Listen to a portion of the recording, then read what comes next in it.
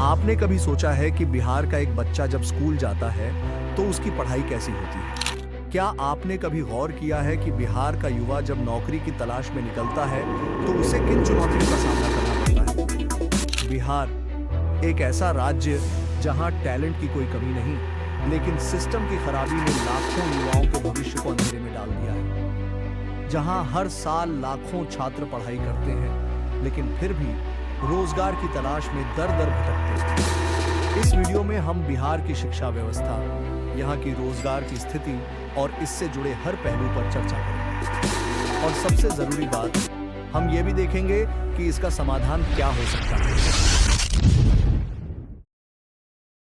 शिक्षा किसी भी समाज की रीढ़ होती है। अगर यह कमजोर हो जाए तो पूरा समाज अंधकार में चला जाता है। बिहार में शिक्षा की बात करें तो यहाँ सरकारी स्कूलों की हालत किसी से छुपी नहीं है। स्कूलों में शिक्षक तो होते हैं, लेकिन उनकी नियमित उपस्थिति हमेशा सवालों के घेरे में रहती है। कई स्कूलों में न सही से बैठने की जगह होती है, न टॉयलेट और न ही पीने का पानी। सरकारी स्कूलों में पढ़ने वाले बच्चों में से कई 10वीं और 12वीं पास करने के बाद भी ठीक से पढ़ और लिख नहीं पाते। बिहार में सरकारी शिक्षा प्रणाली इतनी कमजोर हो चुकी है कि बच्चों को कोचिंग का सहारा लेना पड़ता है। पटना, मुजफ्फरपुर और गया जैसे शहर कोचिंग हब बन चुके हैं। बिहार के छात्र मेहनती हैं, लेकिन क्या मेहनत ही काफी है? अगर सिस्टम ही कमजोर हो तो मेहनत कहां तक साथ देगी?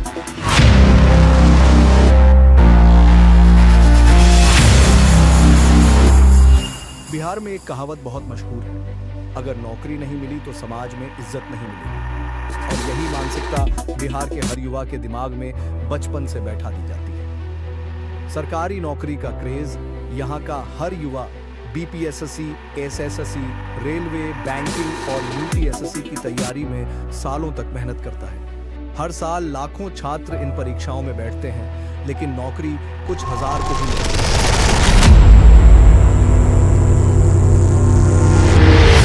बिहार के युवाओं में नया कुछ करने की हिम्मत कम दिखती है। वजह, समाज से मिलने वाला ताना, सरकारी नौकरी की मानसिकता। क्या बिहार का युवा सिर्फ सरकारी नौकरी पर निर्भर रहने की जगह कुछ नया करने की हिम्मत जुटा सकता है? अब बिहार में बड़े उद्योगों की संख्या बहुत कम है। कोई बड़ा आईटी हब नहीं, कोई बड़ा मैन्युफैक्चरिंग प्लांट नहीं। बेरोजगारी के कारण बिहार के युवा दिल्ली, मुंबई और बेंगलुरु जैसे शहरों में पलायन कर जाते हैं और वहां कम सैलरी पर काम करते हैं। सवाल ये है, इसका हल क्या हो सकता है? बिहार को बदलने के लिए सिर्फ सरकार नहीं, बल्कि जनता को भी आगे आना होगा।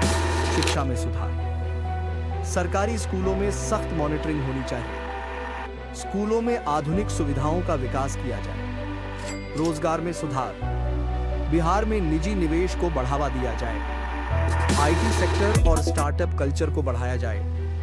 अगर हम सब मिलकर सही दिशा में कदम बढ़ाएं, तो बिहार भी एक विकसित राज्य बन सकता है।